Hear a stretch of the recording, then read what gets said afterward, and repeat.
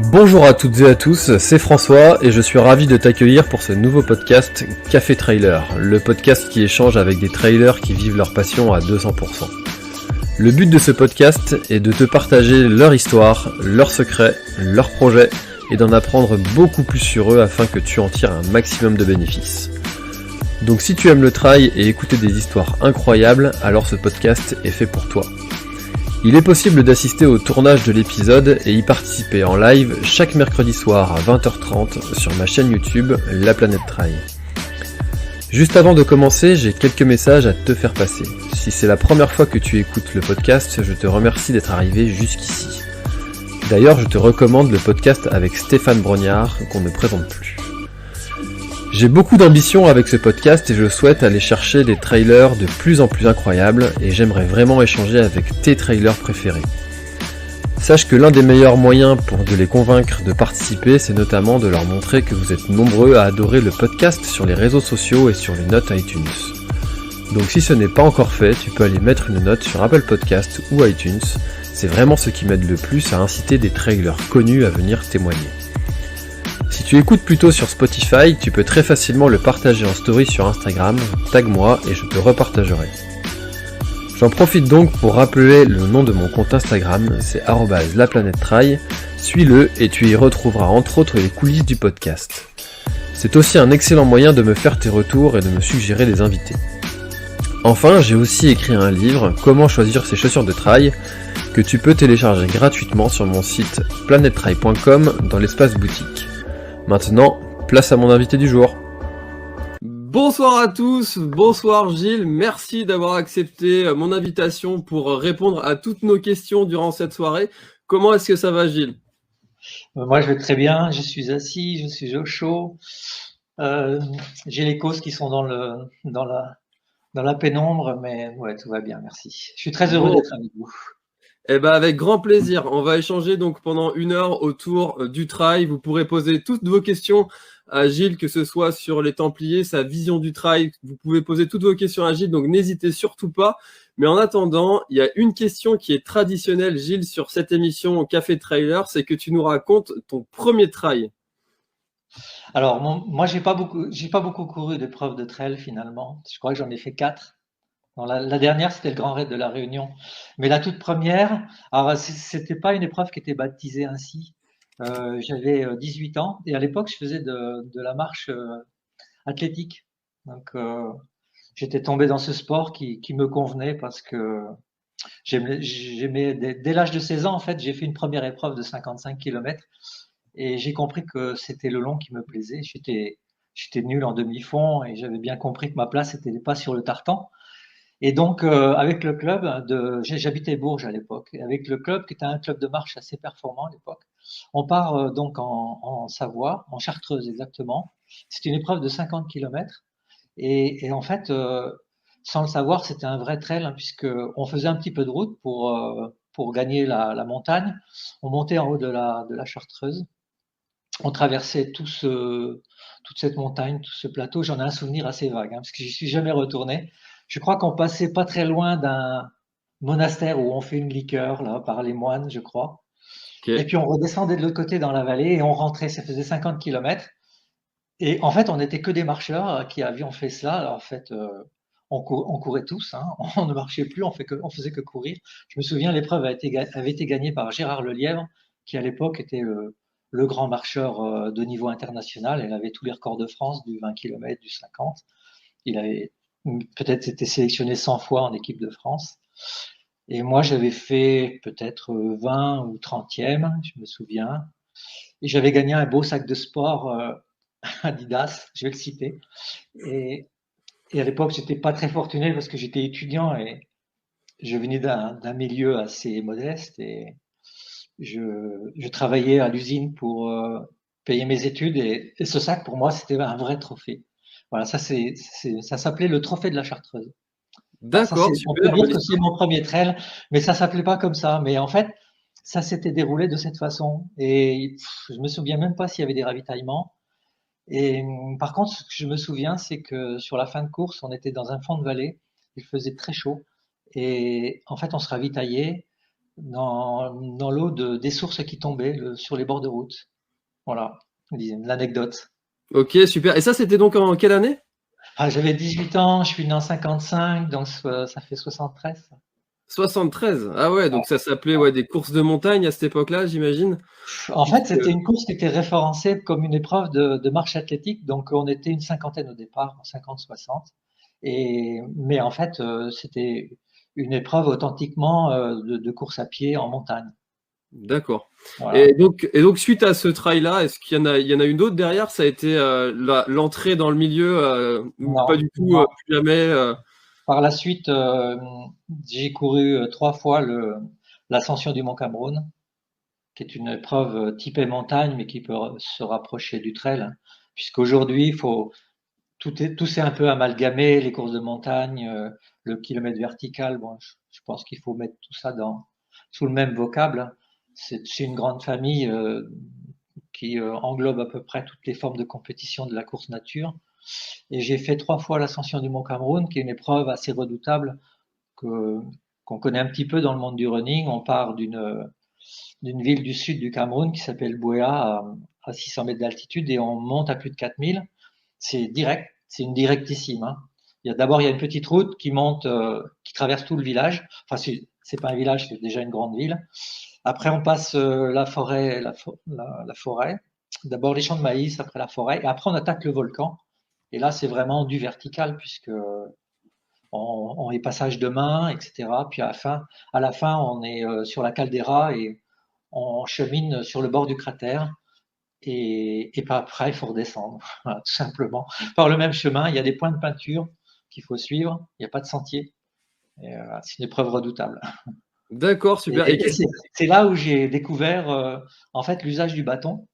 Euh, Parce que en fait, les Camerounais qui étaient leaders de l'épreuve à l'époque, imbattables, hein, c'était la plupart des paysans qui vivent sur les bords du volcan. Et j'avais donc observé que les meilleurs, mais ça avait été repris par tout le monde, hein, par tous les compétiteurs, utilisaient un simple bâton, voilà, et ça permettait effectivement d'avoir une progression plus rapide que les mains sur les genoux, comme faisaient à l'époque les coureurs de montagne. Et dans les magazines qu'on avait à l'époque, VO2, c'est comme ça qu'on a popularisé l'usage du bâton, finalement, qui était le bâton de randonneur. C'était pas très bien perçu au tout début. Et c'est comme ça c'est un qu'on peu l'a toujours le cas popularisé. pour certaines personnes. Pardon? C'est un petit peu toujours le cas chez certaines personnes. Ouais, mais le fait est que ça, maintenant, ça fait partie de la panoplie du coureur de trail et il faut bien reconnaître qu'on a un gain de vitesse qui est assez conséquent et on gagne et on minimise la fatigue et ça, c'est non négligeable sur l'ultra. Hmm. Et donc, qu'est-ce qui t'a fait aller jusqu'au Cameroun? T'étais un voyageur? Ah ouais, Dans ton ouais, moi profil? j'ai passé pratiquement toute ma vie à voyager, mais quand j'étais plus jeune que maintenant, j'ai notamment j'ai traversé 2 fois l'Afrique en stop. Donc D'accord. avec Odile, donc qui est ma compagne avec qui j'ai tout construit. Donc on a fait 2 fois la traversée ouest-est, est-ouest de l'Afrique en partant donc de Brazzaville et en allant jusqu'à Dar es Salaam en Tanzanie et en restant notamment très longtemps au Zaïre parce que j'étais très attiré par ce pays, j'étais très attiré par la musique zaïroise. Hein, j'avais déjà été au Zaïre pour découvrir la musique zaïroise. On avait passé tous les clubs de Kinshasa, ça c'est une autre époque, hein. Et, et j'étais parce que j'animais une émission sur la musique africaine à l'époque, dans une D'accord. radio libre, hein, puisqu'on appelait ça les radios libres à l'époque. Et j'animais une émission qui s'appelait Quand un Zoulou aime sa doudou. Et c'était un nom assez sympa, je trouve. Et donc j'étais allé au Zaïre pour découvrir la rumba zaïroise qui faisait fureur dans toute l'Afrique équatoriale. Et avant cela, mon premier voyage, juste après la fac, c'est d'aller en Éthiopie. Voilà, mais pas parce qu'il y avait des coureurs. En fait, je voulais aller là où avait vécu Arthur Rimbaud. Ah, donc il faut prendre le train à partir d'Addis Abeba, il y a un train qui existe toujours d'ailleurs et qui permet d'aller à Dire Dawa au sud-est de l'Éthiopie.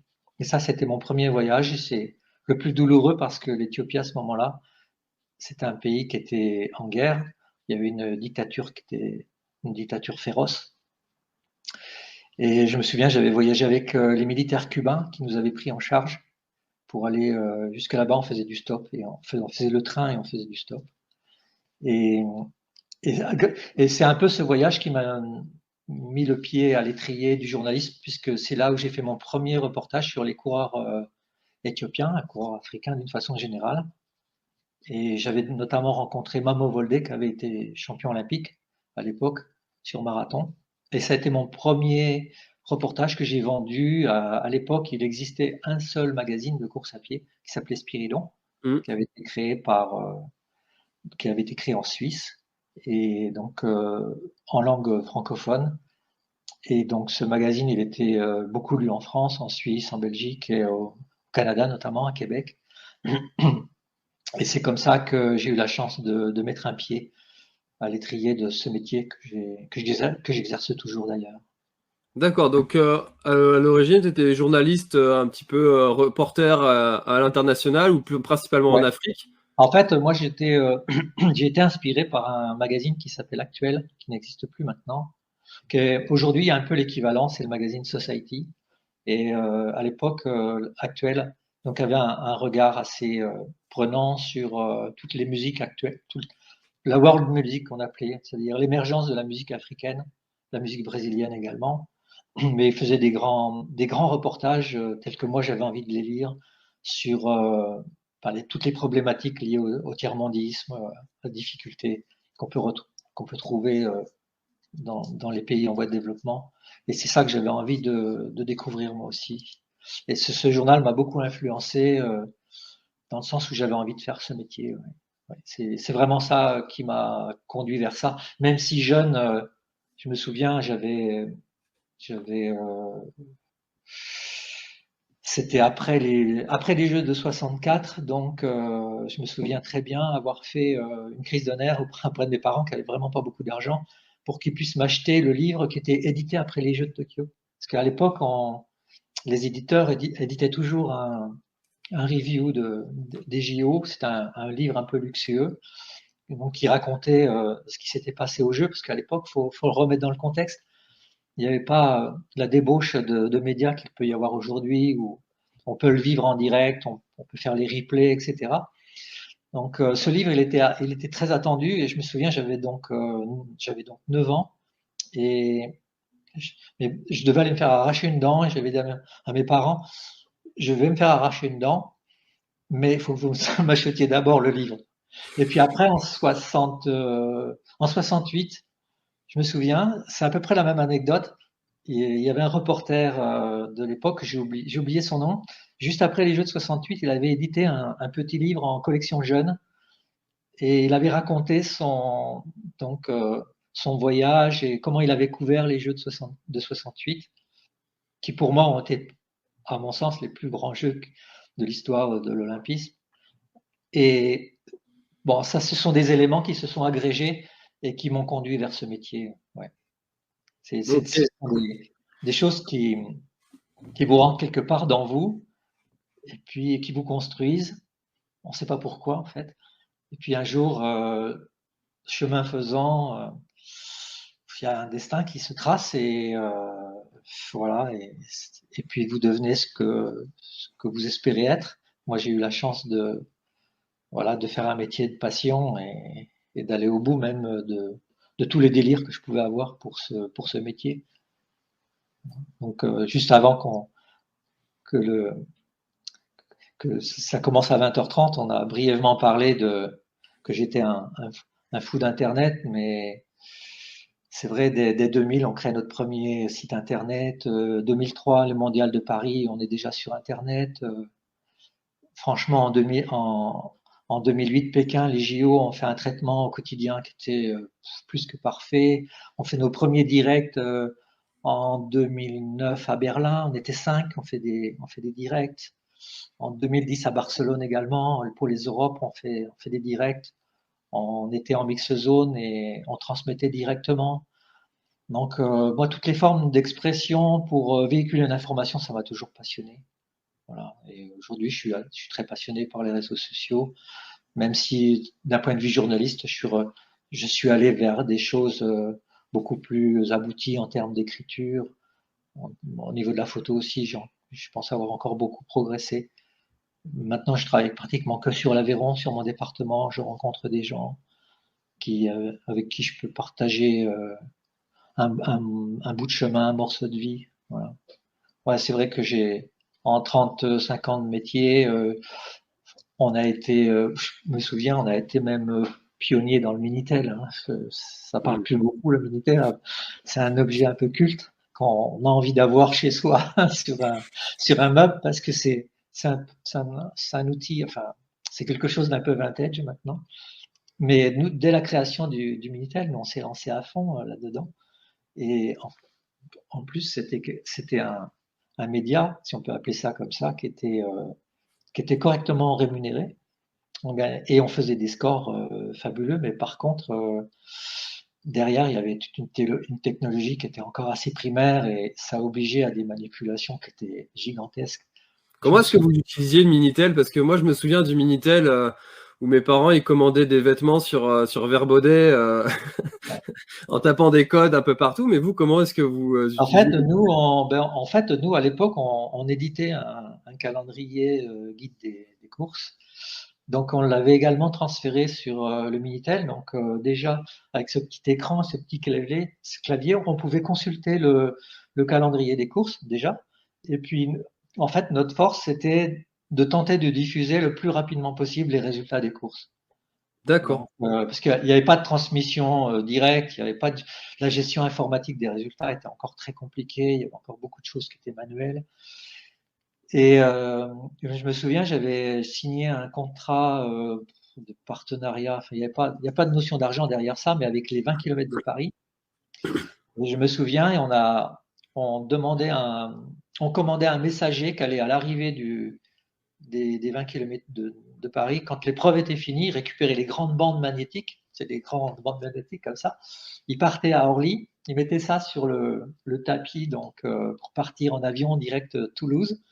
Et à Toulouse, j'avais également un coursier qui récupérait les bandes donc sur le tapis de l'aéroport de Blagnac. Et ensuite, il amenait ça donc à la société avec laquelle on travaillait. Et toute la nuit, ça moulinait les résultats.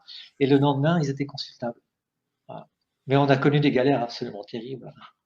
C'est vrai que Mais c'est dans quelle année ça? Parce que ça paraît tellement. c'est vieux, hein, c'est vraiment vieux. C'est début des années 80, je pense. Ouais, Ouais. et pourtant, c'est pas si vieux que ça. Enfin, ça reste il Non, y a mais 15 ans. ça fait un peu dinosaure maintenant. Ouais, bien sûr. Ouais, c'est intéressant. Et du coup, donc Gilles, on connaît du coup l'organisateur. On va en parler, l'organisateur des Templiers. Donc là, tu viens de nous parler de ta vie de journaliste. Mais là, actuellement, en dehors de l'organisation des Templiers, quel est ton quotidien? Comment est-ce que tu vis? Alors moi, mon quotidien, il est très occupé parce que euh, alors donc juste pour rappeler, avec Odile et toute une équipe, puisqu'on était 13 salariés, donc on a géré pendant plus de 20 ans le magazine VO2, Mm. le magazine Endurance, que nous avons vendu ensuite aux éditions, je crois que c'est Outdoor, donc Joël Doux à Lyon. Donc ces titres continuent leur vie et plutôt bien, je crois. Voilà. Donc ça c'est en 2013. Oui, en 2013, c'était après les Jeux de Londres, donc 2013 c'est Moscou, voilà. Après le mondial de Moscou, j'ai dit stop, moi je veux arrêter de travailler dans cet univers du sport. Donc on a réussi à vendre donc le magazine VO2 et avec Odile on est redevenu journaliste indépendant et on a créé le site internet SP15. Donc au départ, SP15 c'était on va dire moitié attelé avec des grands reportages, etc. et moitié dopage. Et progressivement, c'est devenu 100% dopage, c'est-à-dire un site qui est dédié à la lutte antidopage. Et moi, au bout de 2 ans, j'ai dit stop parce que c'est trop glauque, les affaires elles aboutissent pas. Par exemple, l'affaire Calvin que Odile a réussi à sortir, elle a été 4 ans dessus à connaître toutes les infos, à tracer la trace de Calvin pour savoir qu'est-ce qu'elle faisait, parce qu'on avait des infos qui nous laissaient penser qu'elle était peut-être dans des conduites particulières. Donc moi, ça me convenait pas en tant que journaliste, parce que et puis bon, on était quand même assez menacé, on a été menacé de mort plein de fois, on a porté plainte plein de fois. Encore dernièrement, Odile, elle a reçu des photos de pitbull, donc ça fait réfléchir quand même. Puis c'est vrai que la lutte antidopage, elle patine beaucoup. Donc moi, je me suis retiré de ça. Odile, elle a continué ce P15, d'ailleurs, elle l'a vraiment très bien géré avec son groupe d'enquêteurs, etc., avec les gendarmes de l'OCLAEPS et la FLD. Et maintenant, l'Athletic Integrity, qui est la branche antidopage de l'IAF. Et moi, je suis devenu au départ uniquement photographe, donc j'ai fait un espèce de tour de France et j'ai fait des photos dans des univers les plus divers et variés qui me plaisaient, des fois des choses qui étaient vraiment pas programmées, mais bon, j'ai fait des manifs, j'avais envie d'aller faire les manifs, par exemple des black blocs, des choses comme ça, me confronter à des choses comme photographe que j'avais envie de faire, que je regrettais de ne pas avoir fait, d'être plus au contact de la vraie vie ou d'aller vers des gens qui ont d'autres passions. Et puis, euh, et puis donc après, je faisais également des sujets sur l'Aveyron et je me disais quand même tout ça pour faire des expos photos, hein, je précise. Et puis il arrive un moment où on se dit, ben dans l'Aveyron, il y a quand même beaucoup de choses vraiment intéressantes. On rencontre des gens qui ont des parcours de vie qui m'intéressent. Moi, de par le fait que j'organise, je rencontrais plein de gens qui ont dans les campagnes, dans les villages, etc., qui ont des choses à raconter. Et donc j'ai créé un site. Donc d'abord, j'ai traité ces infos en photo, en texte sous mon propre nom sur un site qui m'est dédié. Et puis après, j'ai créé en mai donc le site internet qui s'appelle Live Aveyron. Donc on est 3 et on fait du grand magazine, de beaux reportages sur l'Aveyron. Voilà, donc ça m'occupe. Donc par Ouais. exemple hier j'ai fait un sujet qui n'est pas fini, je finis demain sur le centre de vaccination. Mais dernièrement j'ai fait un sujet sur, il y a un lien avec les Templiers. Les Templiers passent sur un vieux domaine Cosnard qui a réussi à être préservé en milieu de la forêt. Ça s'appelle la Rougerie. C'est un peu le ravitaillement de Saint-André-de-Vézines. Et là, dans les débuts des années 70, il y a une communauté hippie qui a vécu là presque 10 ans. Et donc, j'ai retrouvé 2 personnes qui ont vécu là. Et donc, une a accepté de témoigner. Et donc, j'ai raconté cette histoire. On est retourné à la Rougerie avec cette personne. Et voilà, c'est le genre de sujet que je fais. D'accord, Donc, je suis super. très occupé, ouais. Parce qu'en fait, en plus, je prends du temps parce que je fais des sujets difficiles. Par exemple, j'ai fait un maître verrier qui avait 80 ans, qui a restauré plus de 300 ou 400 églises dans toute la France, qui est très connu dans son milieu. Bah, j'ai visité des chapelles, j'ai été voir son travail pour bien le sentir. J'ai lu tout son bouquin. Et après, donc, il y a l'entretien et la séance photo, puis après l'écriture qui prend. Ce sont des longs textes ou des longs interviews, donc ça prend beaucoup de temps. Voilà, donc je suis assez occupé. Ouais. Ça va. Ok. On Ouais. reconnaît un petit peu l'aventurier, hein. Tu nous disais au début que tu étais plutôt aventurier à partir dans plusieurs pays du monde, à partir en Afrique par exemple. Ouais. Là, il y a eu un tournant qui a été pris suite à la fermeture de VO2. Tu as voulu partir un petit peu et puis en fait, tu te recentres sur ta région. Et, Ben, en fait, ce qui s'est passé l'an dernier, en fait, j'ai eu envie de faire la campagne électorale ici chez moi à Millau. Donc pendant un mois et demi, j'ai suivi les 7 candidats, Hmm. voilà, au jour le jour, tous les soirs, voilà, en fonction de ce qu'ils avaient envisagé de faire, soit d'être sur la place du marché, soit faire un meeting politique classique. Et donc j'ai suivi comme ça tout le monde pendant un mois et demi. Et puis est arrivé donc j'ai fait une belle expo qui était assez réussie. Et puis est arrivé donc la crise sanitaire, le confinement. Et moi je me suis dit, mais moi j'ai une carte de presse, je vais en profiter. Et le confinement, je vais le raconter. Donc pendant le premier confinement, on va dire 5 jours sur 7, je faisais un reportage. Donc, et c'est ça qui a donné du socle pour la création de Live Aveyron.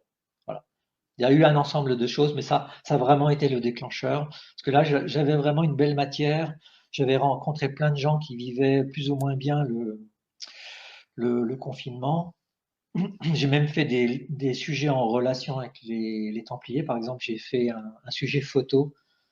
Il y avait un texte également qui, c'était le parcours des Templiers confinés. Donc pendant toute une journée, bon, je l'ai pas fait à pied, hein, je précise. Mais donc j'ai pris ma voiture, j'ai fait des sauts de puce, j'ai marché aussi, et j'ai raconté notre territoire, notre parcours, comment ils vivaient au moment de ce confinement, par exemple. C'est un exemple. Voilà, donc voilà, c'est une autre forme, c'est une autre approche du journalisme, voilà, et de mon territoire. Ça me permet encore d'aller un peu plus vers les gens. C'est ça qui D'accord. m'intéresse en fait. Alors, du coup, on y vient gentiment sur le sujet, donc le travail des Templiers. Comment est-ce qu'on passe de journaliste en Afrique à voyager partout dans le monde à se dire, tiens, si j'organisais une course sur mon territoire, comment est-ce que cette idée est venue, qui était une idée qui était complètement novatrice, en plus en France à cette époque-là, où il y en avait très très peu des courses qui étaient organisées. Comment est-ce que cette idée a démarré? Alors, bon, comme je l'ai dit, moi d'abord, je suis quelqu'un d'assez curieux, donc j'ai envie de voir ce qui se passe de l'autre côté de chez moi déjà. Bon, après, je suis coureur à pied, donc modeste, mais je suis quand même coureur à pied, donc cette curiosité me pousse à aller voir plus loin que le bout de mon nez, le bout de mes chaussures tout au moins. Et moi, à 23 ans, je crée ma première course en fait. Donc, à 23 ans, je crée le petit Tour du Rouergue.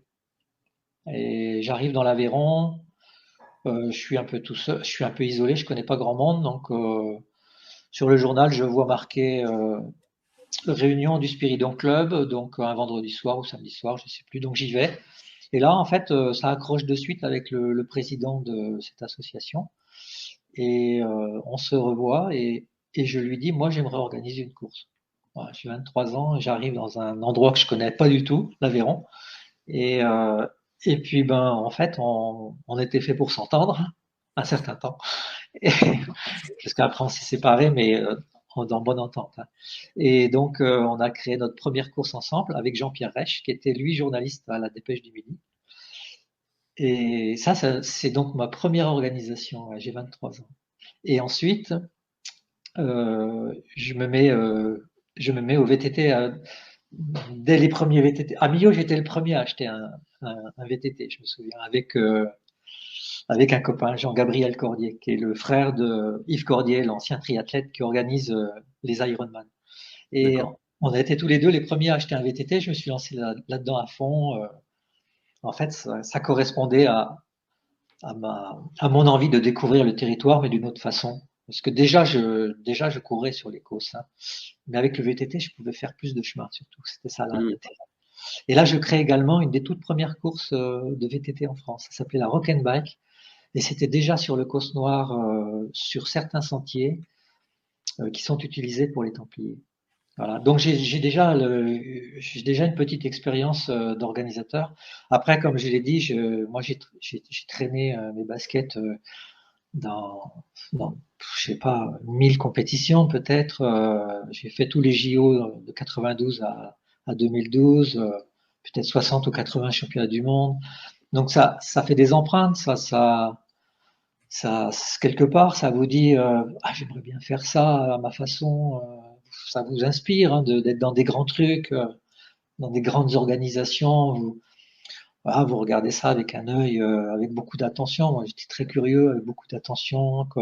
Comment on organise les protocoles, comment on va charter un stade, la relation avec les partenaires, avec la presse, les salles de presse, tout ça m'intéressait.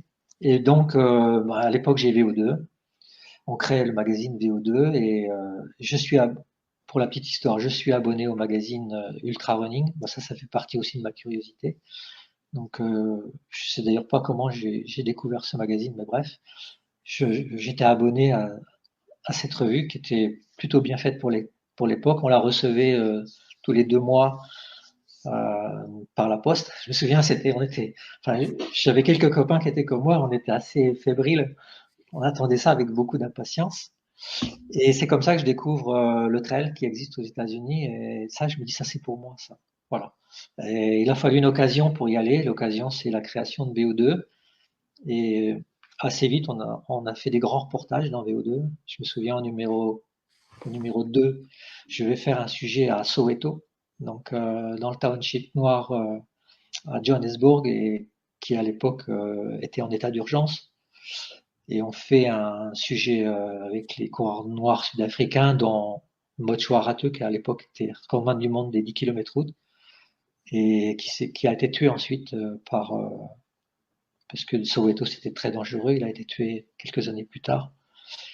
Et je me souviens d'ailleurs à cette occasion, je vais visiter la maison qui était en construction parce que tout le monde espérait la libération de Nelson Mandela. Et j'étais allé donc avec Motswa Rateux visiter cette maison. Et ensuite, j'étais allé à la maison de Nelson Mandela. Et il y avait Winnie qui était susceptible de c'était sa femme Winnie Mandela, qui était susceptible de nous ouvrir. Mais c'était un jour où il était interdit pour elle de parler à la presse aux étrangers. Donc ça n'a pas pu se faire. Je l'ai longtemps regretté. Mais après, j'ai rencontré Nelson Mandela au championnat du monde de cross qui avait été organisé à Stellenbosch. Alors là, j'ai carrément dérapé. Hein. Donc, je vais y aller direct. Donc en fait, on a VO2 et ouais, on fait des grands reportages très vite. Et donc naturellement, on va donc au Leadville Trail, le premier, et ensuite à la Western State. Et les 2 fois, lorsque je reviens de ces reportages, j'ai la même sensation ou la même envie, c'est de créer la même chose en France. Donc j'ai un premier projet qui ne voit pas le jour parce que j'arrive pas à me faire comprendre de par la municipalité de l'époque, parce que j'étais pas branché en fait là-dedans. Enfin, c'était trop novateur. Donc ce projet, il rentre dans un tiroir, on le met en sommeil et puis fin 94, début 95, je vais au Tchad pour des raisons familiales et donc là je fais connaissance d'une ONG qui gère un orphelinat, un centre de PMI, un centre d'artisanat, de formation pour les jeunes hommes et les jeunes filles pour des métiers d'artisans. Et en rentrant du Tchad, avec Odile, on se dit ben, comment pourrions-nous les aider? Et de là, on ressort notre petit dossier. Enfin, le dossier, c'était une page A4, hein, attention. Mmh. Et donc, on ressort notre idée d'organiser un trail comme on l'avait connu quelques années avant. Et c'est comme ça que les Templiers naissent, 5 mois plus tard. On est rentré en mars de N'Djamena et je me souviens, je rentre de N'Djamena, il y avait le France de Cross dans la semaine suivante à Castres. C'est la grande année où les photos elles tournent encore, c'est marrant sur Facebook. C'est l'année où le cross se déroule dans un bourbier mais incalculable et sur le plan photogénique c'était extraordinaire. C'est le plus beau cross que j'ai eu à photographier. Je me souviens. Et là, je rencontre quelqu'un que je connaissais par la course à pied qui habitait un village du Larzac. Et je lui dis, voilà, j'ai ce projet. Est-ce que tu penses que dans ton village, on pourrait venir? C'était Sainte-Eulalie de Cernon, donc le village. Et il a fait l'intermédiaire avec le maire que j'ai rencontré ensuite. Et on s'est lancé très rapidement. Et puis, j'ai de suite trouvé un partenaire. Ça, c'est un truc incroyable. Parce qu'en fait, à l'époque, la marque Adidas était très impliquée dans l'outdoor parce que avant le trail, il y a le raid multisport qui était émergent. C'était une discipline qui était vraiment en forte croissance et Adidas avait investi dans cette discipline qui réclamait du matériel technique Donc, ils avaient fait des chaussures pour le raft, le canyoning. Ils avaient fait des chaussures qui étaient un peu plus crantées mais légères pour aller en montagne. Et j'ai réussi à convaincre plutôt facilement la responsable com et marketing de chez Adidas. Et là, c'est vrai qu'elle a eu une idée de génie. Elle me dit, votre truc, c'est bien, mais je pense que ça peut marcher. Mais il va falloir que faut pas la cloisonner à quelque chose de long et dur. Il faut que vous trouviez une idée pour l'ouvrir à tout le monde. Et c'est là on a donc dans le magazine VO2 pendant 2 ans, on a publié un public reportage où on a expliqué que le trail, c'était pas nécessairement comme les Templiers, 60 bornes et 3000 positifs. Ça pouvait être courir en se faisant plaisir en bord de mer sur le chemin des douaniers ou bien dans les en Alsace ou bien en forêt de Fontainebleau ou pas très loin de chez soi sur le bord d'un canal ou bien même en haute montagne. Donc on a expliqué vraiment décortiqué ce qu'était le trail, les chaussures, ce qui se passait aux États-Unis et ce qui pouvait peut-être se passer un jour chez nous. Et là, on a popularisé l'idée du trail et on l'a décloisonné. Et c'est ce qui a fait sa force, parce que le trail serait resté long, dur. Je pense qu'il n'aurait pas connu le succès qu'il connaît aujourd'hui, même si, même si aujourd'hui ce sont ces grandes épreuves qui font rêver. Voilà, il fallait qu'il y ait une forme de démocratisation, ce qui me correspondait bien, parce que moi j'ai toujours prôné pour un sport accessible, un sport populaire qui soit accessible à tous. Voilà, voilà la genèse de l'histoire. Et puis on a 500 inscrits la première édition, environ 360 classés, je crois, et on a un très beau vainqueur. Et puis on a un magazine qui va nous permettre de populariser la course, de dire voilà, on peut courir différemment. La route, c'est bien, parce que moi, j'ai jamais voulu critiquer la course sur route, hein, parce qu'on a souvent opposé le trail et la route.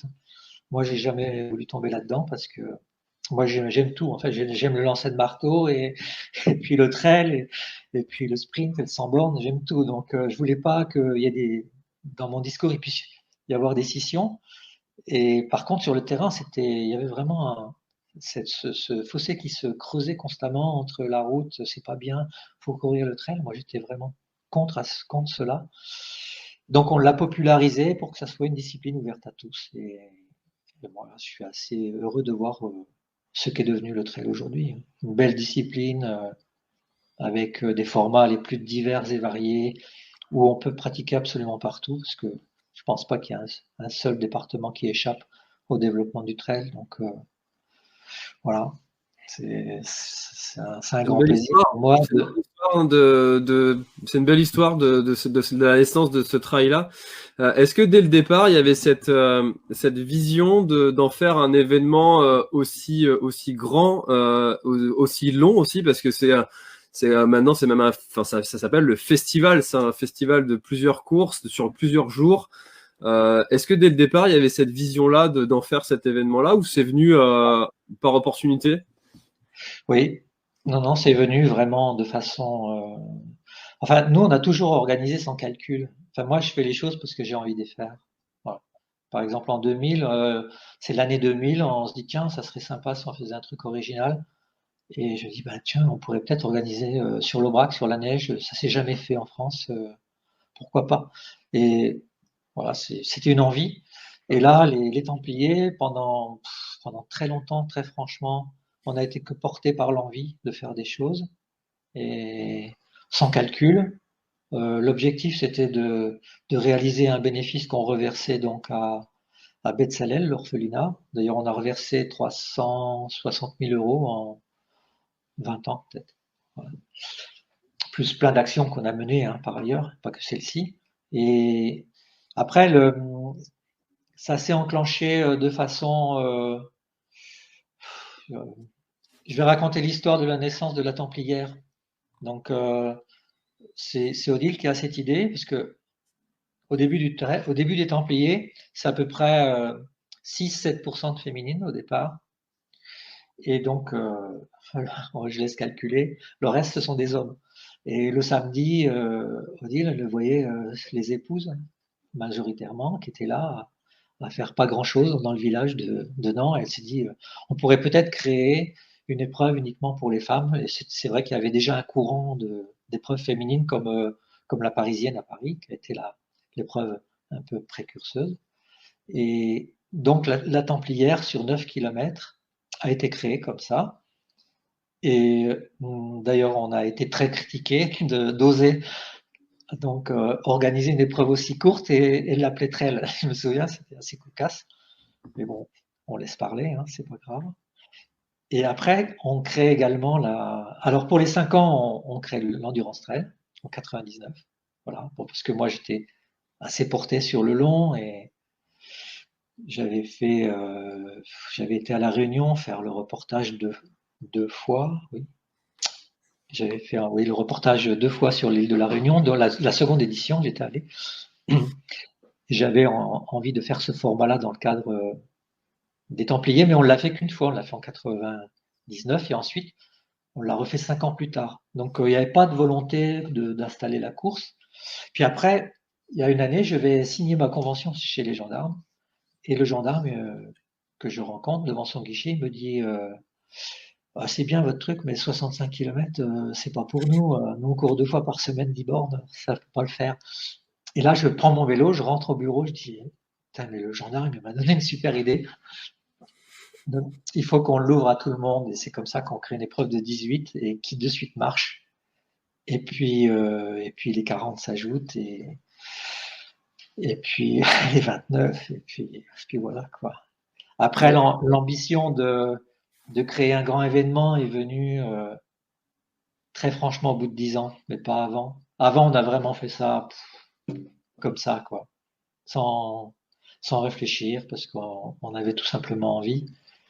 Et puis, à un moment donné, on sent que l'épreuve, elle a de l'importance. Elle interagit beaucoup sur le territoire. Elle amène beaucoup, hein, au territoire. Donc, on sent que dans nos mains, on a quelque chose de riche. Voilà, c'est comme un diamant qui vous tombe dans les mains. Et je me souviens quand j'ai créé ma première course, enfin, la seconde course, c'était donc une course de VTT que j'ai arrêtée au bout de la seconde édition parce que la FFC donc avait mis le grappin sur le VTT. Moi, j'avais pas l'ambition de créer un club pour organiser, donc j'avais abandonné. Et je l'avais toujours regretté. Je me suis dit, je suis passé à côté de quelque chose. J'aurais pu faire aussi bien que le Roc d'Azur. Et je me rappelle très très très bien avoir pensé beaucoup de fois pendant les organisations Templiers, l'erreur que j'ai fait avec la course de VTT, je ne la referai pas 2 fois. Là, j'ai quelque chose que je peux vraiment construire. Et moi qui vis, comme journaliste, je vivais dans le monde des grands événements, parce que j'allais à New York, j'allais à Berlin, j'allais aux Comrades en Afrique du Sud, je voyais des grands trucs. Je me suis dit, mais moi aussi, je suis capable de faire ça. Et puis, en fait, j'ai la base, j'ai tout là, qui est là. Donc, voilà, on a pris une première stagiaire, Anita, qui était en Master 2 Management du sport à Marseille. Elle est restée 1 an chez nous. Après, elle a fait carrière chez Nike à Londres. Donc, voilà, ça nous a épaulés, parce qu'en même temps, on gérait quand même un gros staff de journalistes. Et en plus, moi, je faisais des gros travaux photographique un peu dans le monde entier. Donc, on a commencé à s'épauler de cette façon. Et puis, l'arrivée à Millau, par contre, donc, la 15e édition, ben, c'est là où vraiment on a mis les bases d'un grand événement. Voilà, parce que on avait plus d'espace déjà pour organiser, pour accueillir un grand salon. Voilà. Je pense que l'ambition d'avoir un bel et grand événement est née à Millau, vraiment, avec l'embauche d'un premier salarié et puis d'un deuxième, voilà, pour épauler, de faire appel à des jeunes intervenants ici qui ont du métier dans la logistique, etc. Voilà, c'est né comme ça. Voilà, mais au départ, non, il n'y a aucune ambition, si ce n'est de coller à une aspiration et puis de vouloir apporter notre plutôt un grain de sable dans cette détresse qu'il peut y avoir en Afrique. Ok, En super. sachant qu'on a mené plein d'actions, on a mené des actions, on mène toujours, par exemple l'an dernier, l'épreuve n'a pas eu lieu, mais l'an dernier on avait fait faire une trousse de toilette en Inde, parce qu'on est en lien depuis presque 20 ans maintenant avec une coopérative de femmes dans un quartier déshérité de Madras, donc c'est au sud-est de l'Inde. C'est un township là-bas que nous avons. On n'est pas township en Inde, bref, c'est un quartier très pauvre où j'avais été faire un sujet sur l'athlétisme en Inde, c'était avant les Jeux c'était 2004, donc c'était Athènes. Et le hasard a fait qu'on rencontre quelqu'un dans un hôtel, un Français qui était en relation avec la personne qui gérait cette coopérative de femmes. Et donc, on a créé des liens et depuis presque 20 ans, chaque année, on faisait faire soit des bijoux, soit des petits porte-monnaies qu'on offrait principalement à la Templière, pour les femmes qui disputent la Templière. Et puis l'an dernier, on a sauté le pas, on a fait faire vraiment une grosse production, c'est-à-dire, je crois que c'était 5, non, c'est peut-être les 10 000 coureurs, une belle trousse de toilette. Donc c'était vraiment un gros marché pour eux. Mm. Bon, c'est toujours dans un garage. Là, ça sommeille. J'espère qu'on pourra le distribuer. Mais voilà, le genre d'action qu'on a mené. On a payé pendant très très longtemps des scolarités en Tanzanie. C'est pareil, c'est une rencontre. Je vais faire un sujet en Tanzanie, là au fin fond de la Tanzanie. Et je rencontre un prof qui avait monté une école privée à Arusha, au pied du Kilimandjaro, et qui faisait de la détection pour les jeunes. Et, et le jour où je vais donc dans ce village où il y avait une course de détection, il y a une gamine qui court en jupe d'écolière, pieds nus, et qui termine seconde et qui bat plusieurs internationales de la Tanzanie.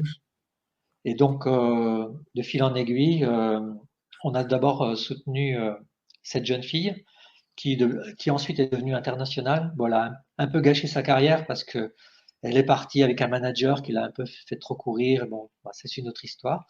Et pendant très longtemps, dans les courses de détection, les jeunes qui étaient détectés allaient donc dans cette école privée où c'était études. C'était un sport-études en fait, mais privé. Et, euh, et donc c'était des gens comme nous qui finançaient des gens que cet entraîneur et prof, il avait des relations un peu partout dans le monde et il essayait de faire financer des scolarités. Et donc pendant très longtemps, nous on a financé des scolarités en Tanzanie. Voilà. D'accord. C'est le volet pas trop connu des Templiers, mais qui est très prenant aussi pour nous. Bah, c'est hyper intéressant justement que tu nous le partages, ce côté-là qu'on ne connaît pas. Et d'ailleurs, un autre côté qu'on connaît assez peu, c'est la vie d'un organisateur quand cet organisateur doit annuler un trail. Donc c'est ce qui s'est passé donc l'année dernière et l'année d'avant Tout à aussi. fait, ouais. Pas Ouais. pour les mêmes raisons, mais pour les raisons climatiques, où il y a eu un orage assez violent sur votre région.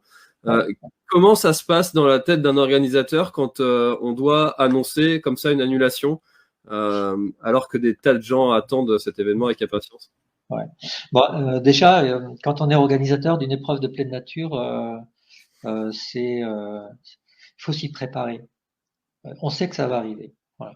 On sait que ça va arriver. On espère que ça n'arrivera pas, mais on sait que la probabilité peut conduire à ce que l'épreuve soit annulée pour différentes raisons, hein. Ça peut être un feu de forêt qui se déclare la veille, ou bien pour nous un risque climatique comme on l'a eu. Donc quelque part au fond de nous, on est prêt à prendre la décision pour ne pas aller là où il faut surtout pas aller. Parce que moi j'ai une image j'ai une image devant moi quand j'organise. On marche sur un fil et il faut tout mettre en place pour que là, on est des funambules, hein, on marche sur ce fil, on a mis en place tout ce qu'il faut pour aller à l'autre bout de la falaise. Voilà.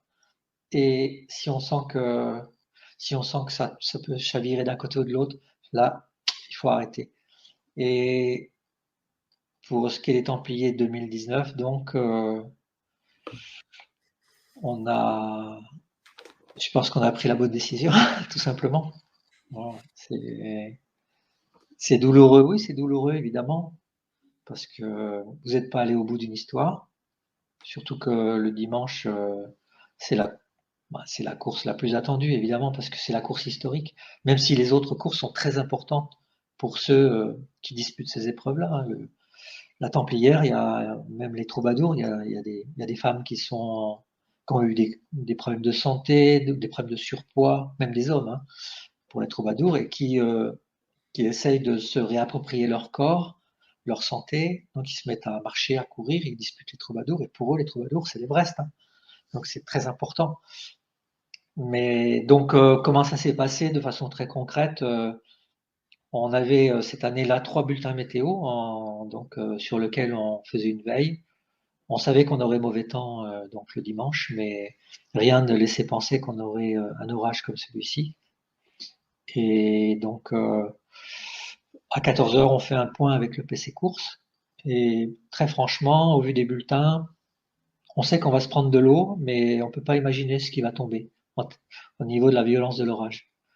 Et l'eau, bon, ça n'arrête pas de courir. Le coureur, on a eu une édition 2010 également très pluvieuse, donc on sait que ça peut encore se jouer, peut-être en raccourcissant un peu le parcours si besoin. Et puis à 18 heures, j'ai un bénévole qui me fait parvenir le bulletin météo du viaduc de Millau, qui est assez pointu. Et donc là, moi j'étais sur le terrain, donc je rentre précipitamment, je vais au PC course. Et là, on met en ligne tous les bulletins qui venaient de s'actualiser. Et là, on comprend que c'est terminé, quoi, qu'on ne pourra pas organiser. Je me souviens, le régulateur qui est dans le PC, il a devant lui un grand écran qui projette donc le parcours, etc. Et là, il se connecte sur un site prévisionnel. Et on voit sur l'écran le causse noir donc, et tous les impacts de foudre qui sont potentiellement programmés. Et là, on voit que ça fait des éclairs partout comme ça, qui sont programmés pour le lendemain. Donc là, on s'est dit, on joue pas, on a quand même pris une grande heure pour réfléchir. Et malheureusement, on a perdu du temps parce que je voulais associer dans ma décision le maire de la ville et la préfecture. Donc le maire, ça a été rapide. Donc voilà. Mais par contre, qu'il s'agisse du maire et de moi, j'ai jamais pu contacter la préfecture. Donc ça nous a retardé. Même sur la ligne rouge, personne n'a jamais répondu. Alors que on était face quand même face à un risque météo qui était à risque. Oui, bien sûr. Bon, bref, on a conclu que la décision, on allait les prendre comme des grands. Et donc, le temps de rédiger le communiqué, le temps de le basculer sur la base des inscrits, de la mettre sur les réseaux sociaux, de contacter la presse locale, de contacter tous nos partenaires, etc. C'est sûr, on perd un peu de temps. On nous a reproché qu'on avait pris notre décision tardive, mais très franchement, oui, on pouvait gagner 30 minutes, mais ça ne changeait pas vraiment le problème. Et de toute façon, le lendemain, quand les coureurs qui sont restés et qui ont vu les dégâts et l'intensité de la foudre, il faut quand même savoir que le lendemain, on a eu 4000 impacts de foudre sur le Causse Noir. C'est gigantesque. Donc, la petite demi-heure de retard qui nous a été reprochée, ça s'est vite estompé.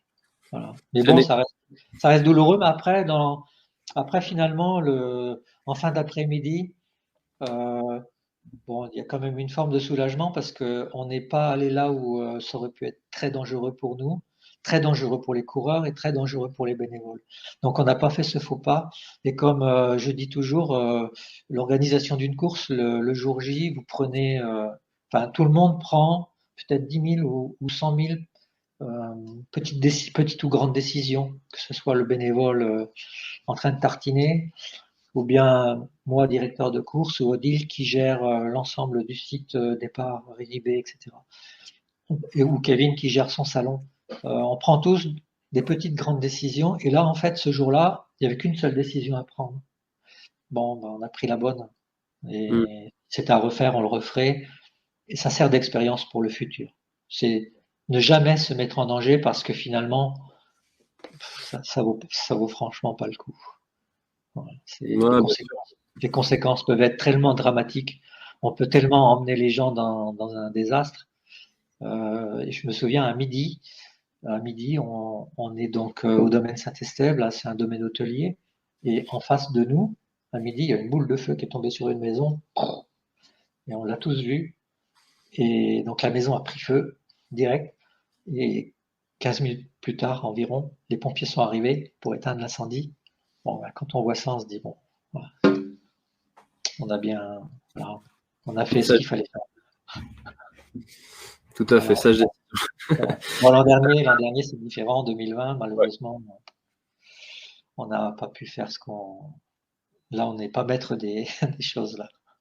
Là, vous avez été confronté, alors comme l'ensemble des organisateurs, et qui continuent d'y être confrontés. Ouais. Et comme en 2021, on en aura encore. J'espère pas les Templiers. Ouais, non, bah, j'en ai assez confiant. Ouais, j'en ai assez confiant. Tout dépend du rythme de la vaccination. Après, on a un plan 2020 qui est bon pour 2021. Donc peut-être que on organisera à 10 000, peut-être à 5 000, peut-être à 2 000, ou peut-être une course élite. Bon, ce que j'ai refusé de faire cette année, en 2020, j'ai refusé de faire une course élite parce que j'estimais que c'était pas honnête vis-à-vis des 10 000 inscrits. Bon, là, cette année, on l'envisage, mais mon vœu, franchement, c'est pas de le faire, mais si franchement c'est la seule solution pour au moins sauver un petit quelque chose, je pense qu'on le fera. Voilà, mais en toute sincérité, j'aimerais vraiment qu'on la fasse parce que là, il y a déjà des organisateurs qui sont confrontés à 2 annulations, franchement, qu'ils soient petites courses ou grandes courses, c'est dur parce qu'on y met de soi.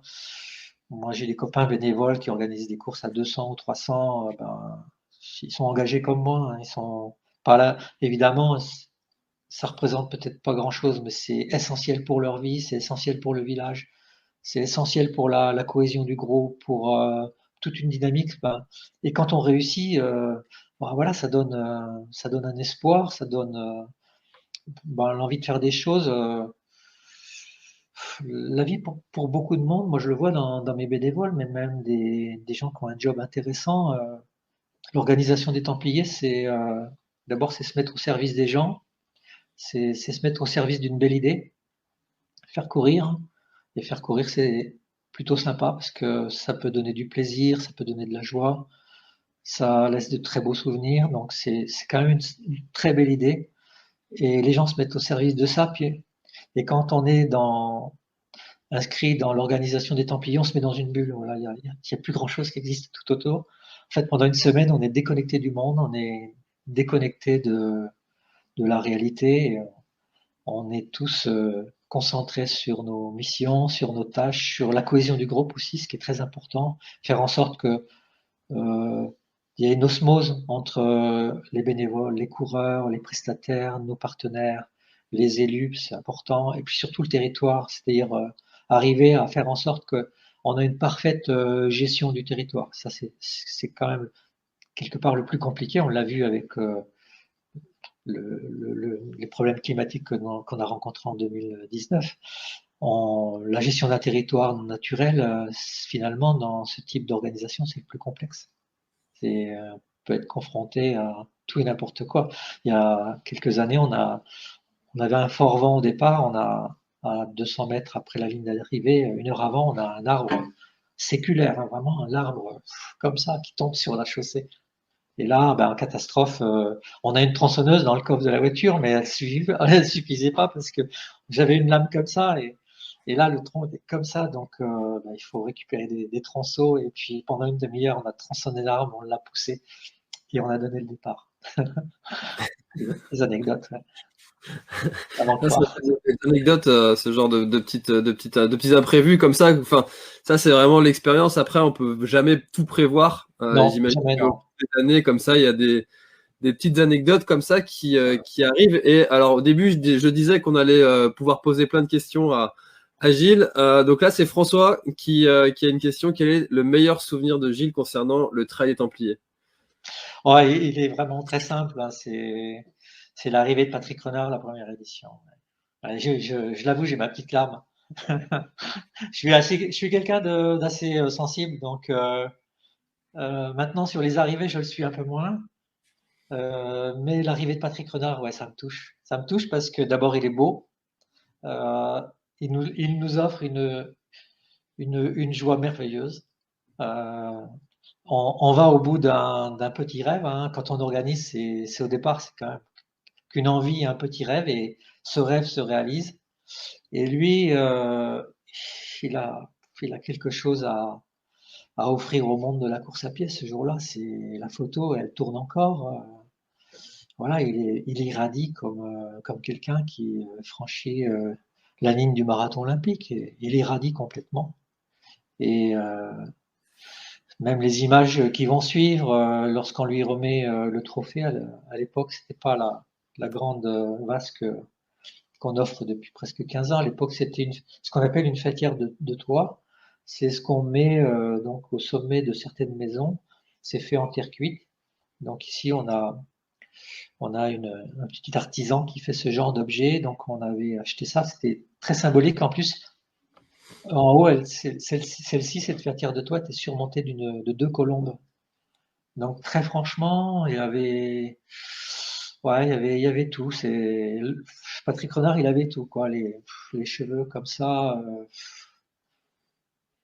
ouais, c'était beau, quoi. C'est tout.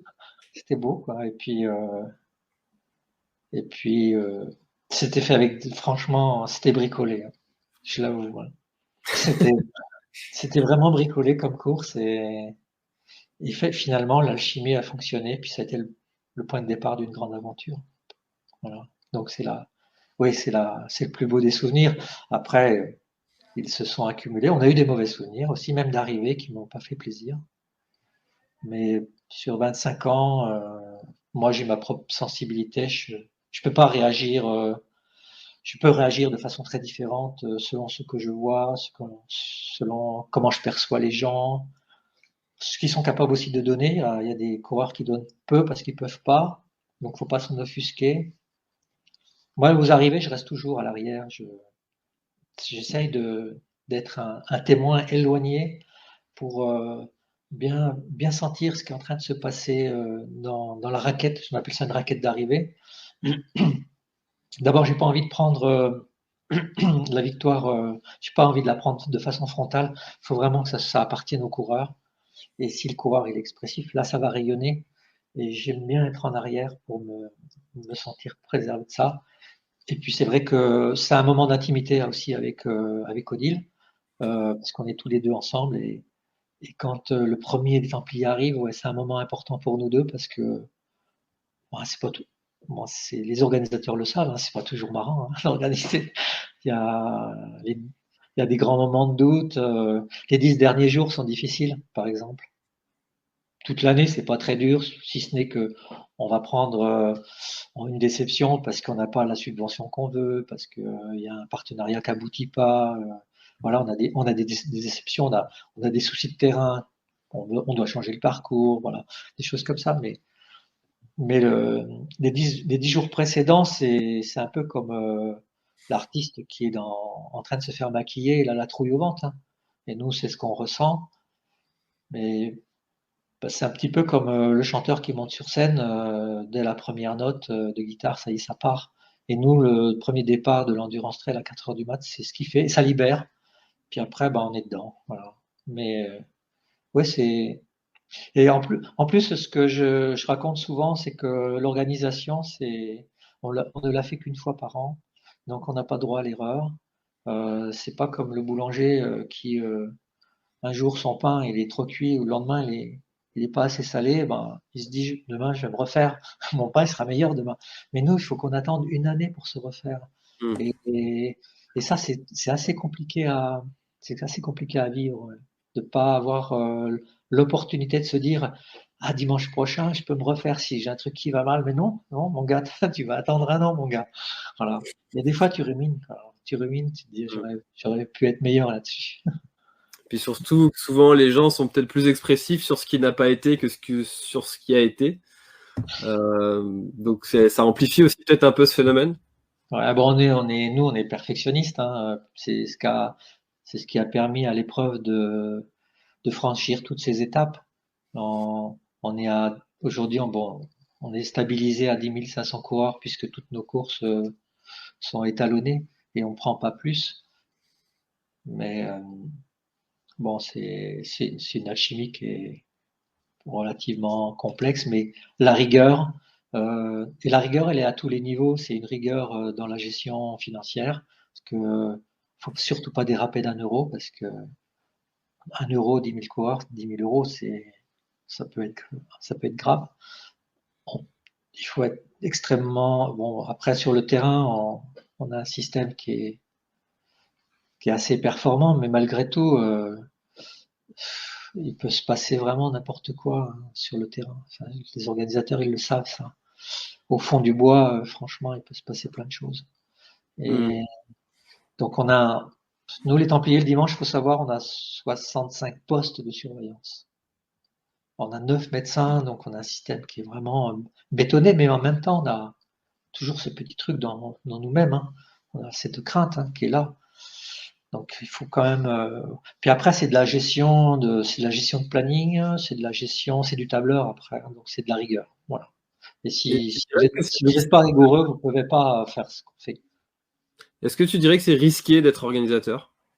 Ouais, ouais. C'est risqué si l'organisateur se met en danger. C'est-à-dire s'il a un système de sécurité qui n'est pas au point, parce que bon, il y a des normes à respecter. S'il ne respecte pas les normes, il se met en danger. Moi, je sais qu'auprès de la FFA, j'ai milité pour qu'il y ait des règles qui soient strictes, peut-être contraignantes, mais qui permettent à l'organisateur de se protéger. Parce que euh, on peut vite se mettre en danger si on n'a pas mis le service de sécurité adéquat par rapport au danger potentiel de la course. Ça, c'est très important. Ouais.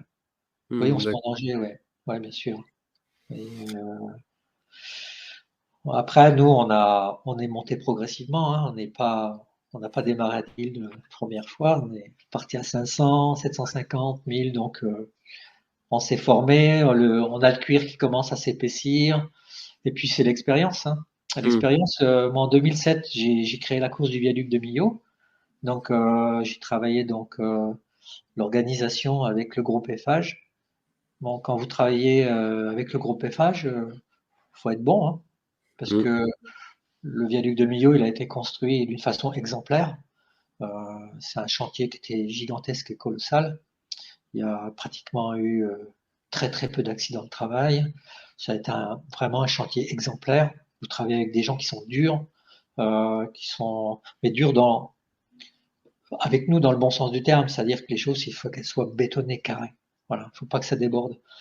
Et là, vous apprenez à organiser avec eux, parce que quand vous allez à la réunion devant le directeur, vous avez intérêt à avoir un dossier bien bétonné, parce que lui, il va dire, bon, ça, c'est réglé, c'est pas réglé, qu'est-ce que vous comptez faire? Et là, faut avoir des réponses à tout, il faut que ça soit calé. En plus, c'était une course, c'était la première fois que ça nous arrivait, c'était un comité de pilotage avec la préfecture qui était là chaque fois. Et donc, ouais, ça apprend. On a beaucoup appris là, ça a appris parce que c'était plutôt bien organisé, mais c'était pas bordé comme on a pu le faire pour la course du viaduc. Et cette méthodologie, ensuite, on l'a mise au service des Templiers. Voilà. Mais bon, moi j'ai eu la chance de vivre avec quelqu'un qui est extrêmement méthodique, qui est d'une rigueur totale. Odile, elle n'a pas le même parcours que moi. D'abord, elle a passé 15 ans de sa vie à la Banque de France. Donc, Hmm. elle avait été reçue au concours de cadre après la fac de Sciences Éco. Et c'est un concours assez difficile à avoir. Donc, elle avait été reçue. Bon, c'est ce qui nous a permis de venir vivre dans l'Aveyron d'ailleurs. Et donc, bon, pour elle, c'était une voie royale, hein. Quand on rentre à la Banque de France, c'est un peu royal. On finit directeur et une belle carrière, des gros revenus, etc. Puis en fait, au bout de 15 ans, elle a tout lâché pour revenir à mes côtés au SMIG, à peine même. Mais cette rigueur, bon, qu'elle avait sans doute en elle, mais acquise par la Banque de France, elle l'a mis au service de la course pour gérer les plannings, etc. Et même dans la coordination globale, dans la, tout le monde sait ce qu'il a à faire parce que il y a une fiche de poste qui est bien faite.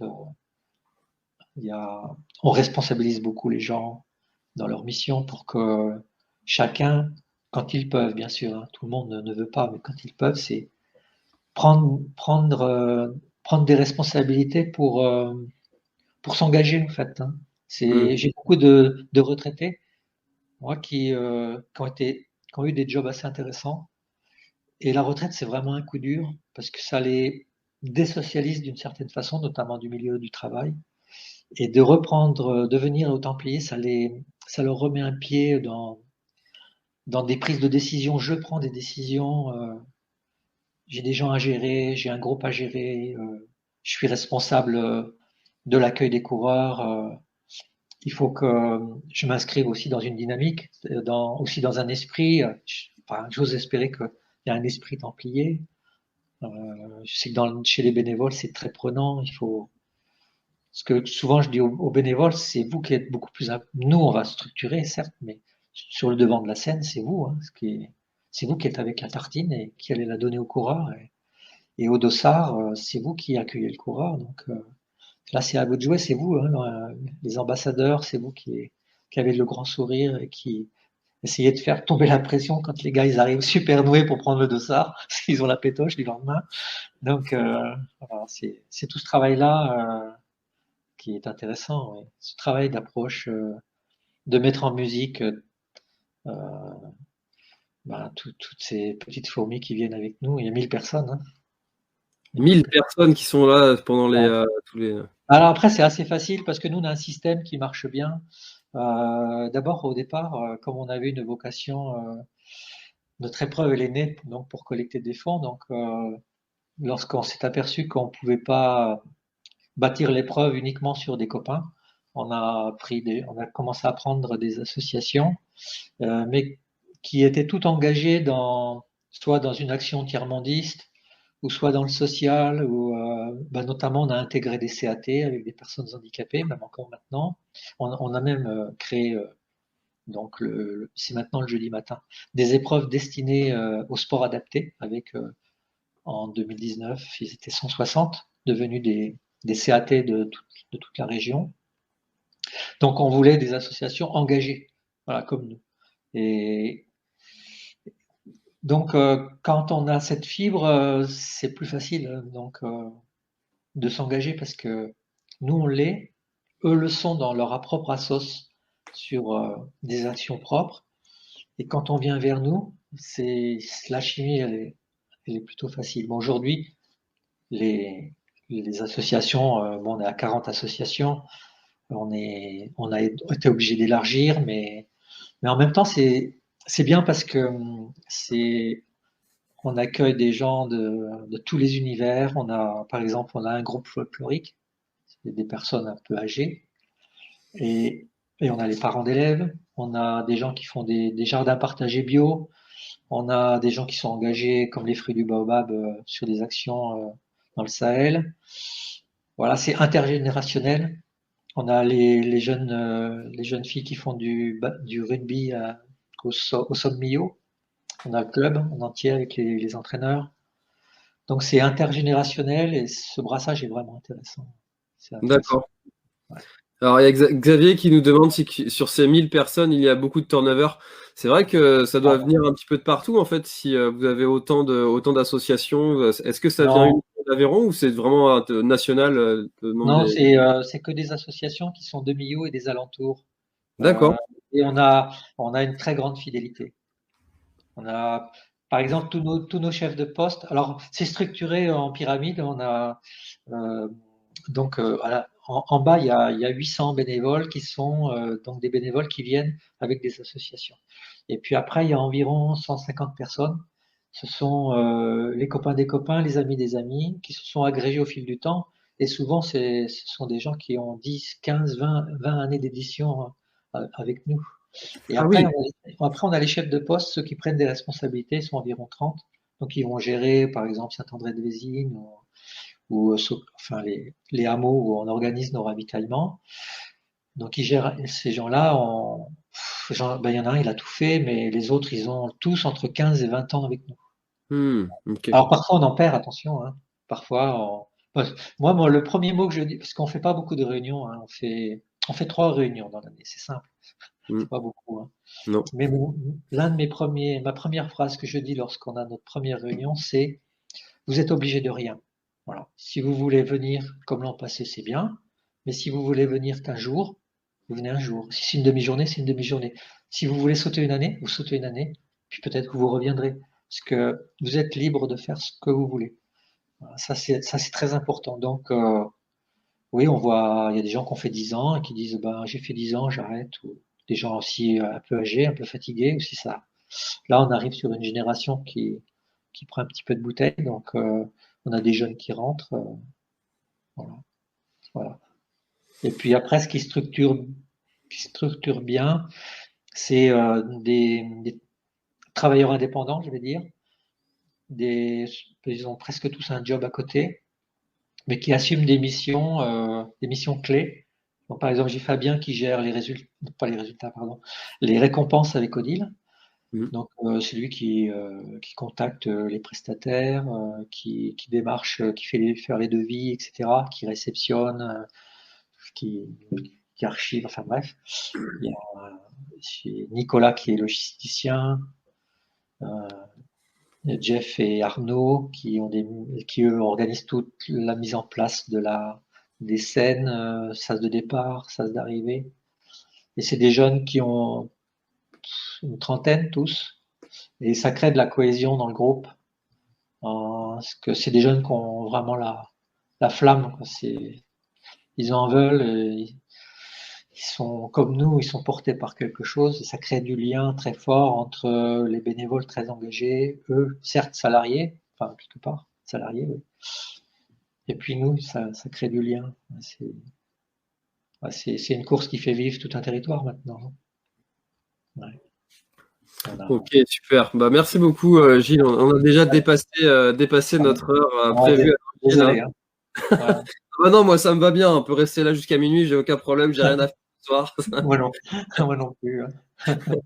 Bon, en tout cas, je vous remercie. Non, mais histoire, hein. Je suis désolé, mais c'est vraiment une longue histoire. Ouais, non, mais c'est passionnant d'avoir un petit peu tous ces coulisses parce que c'est quelque chose dont on parle trop peu.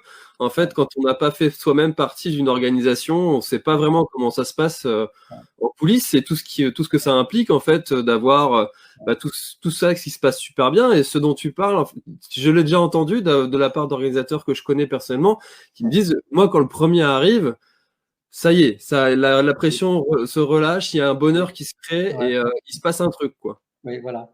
Parce qu'en fait, une fois que le premier est arrivé, après, quelque part, c'est plus de ton ressort, c'est du ressort du médical, quelque part. C'est faire en sorte que tout le monde arrive en bonne santé. Et s'il y a des pépins, ben c'est pas moi qui vais aller sauver les gens. Peut-être je vais coordonner un rapatriement pour dire passez plus comme ci, passez plus comme ça, parce que c'est peut-être plus carrossable avec le 4x4 mais moi mon rôle se limite à ça, on est vraiment dans de l'ordre du médical et quand vous savez que vous avez un médical qui est vraiment bordé, comme nous on peut l'avoir, bon, ça s'est construit au fil du temps aussi, parce que voilà, je me souviens la première édition, j'avais 2 to-be, donc un sur la zone d'arrivée et puis un en moto qui était pédiatre. Donc le gars en moto, en pédiatre, il faisait très beau ce jour-là, il a fait une balade en moto, il a jamais vu les coureurs, c'est vrai. Hein. Et puis le second to-be était resté sur la zone d'arrivée et lui, pendant toute la course, il avait dragué la nounou de ma fille. Donc il n'avait pas vu grand-chose non plus. On n'avait pas de radio, pas de suivi. Je ne sais même pas si on avait un serre-fil. Je ne crois pas. Bon, ça l'a fait quand même. C'est bien que cette anecdote soit sortie à 1h15 parce que celle-là, c'est pour les vrais, ceux qui seront restés jusqu'au bout. Ouais. Donc, super. En tout cas, moi, Gilles, j'espère vraiment pouvoir te rencontrer toutes les équipes de bénévoles parce qu'il faut vraiment. Vous êtes les bienvenus, oui. Ouais. Tu es le bienvenu, vous êtes les bienvenus, ceux qui écoutent, en espérant que vous ayez un dossard et puis. Voilà. Bah alors, ça sera pas pour ma part, malheureusement, mais ce sera un dossard avec grand plaisir. Qu'est-ce qu'on peut, je termine toujours les échanges de cette façon, qu'est-ce qu'on peut te souhaiter pour cette année 2021? Alors, c'est tout sujet confondu, c'est pas forcément au sujet des Templiers. Qu'est-ce qu'on peut te souhaiter pour 2021? Ah, ça c'est une question piège. Je m'attendais pas à ça. Alors, peut-être que je sois un peu plus apaisé que je ne le suis, parce que c'est vrai que je suis un peu, c'est un peu mon défaut, c'est d'avoir envie de faire beaucoup trop de choses et d'être très engagé dans ce que je fais et d'être un peu plus apaisé pour justement écrire des choses plus personnelles. Bon, moi j'écris beaucoup, très modestement, depuis quelques années, mais plus maintenant, j'essaie justement de m'apaiser par la poésie, par les mots. Donc c'est ça dont j'ai envie, c'est d'avoir plus de temps pour être bien avec moi et pouvoir m'exprimer à travers les mots, les mettre sur une feuille blanche. Voilà. Puis après, ce que j'espère, c'est traverser les États-Unis en vélo, mais ça fait 2 ans que je recule. Ça, c'est autre chose. Ça, c'est prévu. Donc, je m'entraîne bêtement, mais là, je crois que 2021, c'est cuit. Mais c'est pas très grave. Les histoires, on n'a pas toujours besoin de vivre les histoires. C'est aussi bien de les imaginer, et dans mon cas, de pouvoir les écrire. Voilà. Et bah, c'est un très très beau mot de la fin, parce qu'en plus c'est vrai que le cerveau ne fait pas la différence entre le réel et l'irréel. Donc imaginer, la visualisation, ça fait aussi partie, de l'information et ça fait aussi partie du rêve. Écoute, merci beaucoup Gilles d'avoir partagé tous ces pépites avec nous. C'était très enrichissant. C'est ce que je vois dans les commentaires. Moi, j'ai bu tes paroles. Je suis désolé, j'avais des questions, je les ai pas forcément affichées, mais c'était, enfin voilà, vraiment un grand merci pour cet échange qui est de d'1h20, c'est le record. Non, mais ça a été un plaisir pour moi. Voilà, si je peux avoir apporté mon petit truc ici, qui est né pas loin de là, je suis ravi pour tout le monde. Eh ben merci beaucoup. À mercredi prochain pour un nouvel épisode. Très très bonne soirée à tous et à bientôt. Et félicitations pour ce que vous faites, parce que voilà, c'est bien de communiquer de cette façon, de libre parole, c'est bien. Bravo. Merci beaucoup, c'est gentil. Je prends ça vraiment avec grand plaisir. Au bout, si tu es encore là, c'est sûrement que l'épisode t'a plu, donc n'hésite pas à le faire savoir autour de toi et à t'abonner pour ne louper aucun épisode. J'ai mis tous les liens dans la description, donc n'hésite pas à y jeter un œil. À la semaine prochaine, bye bye.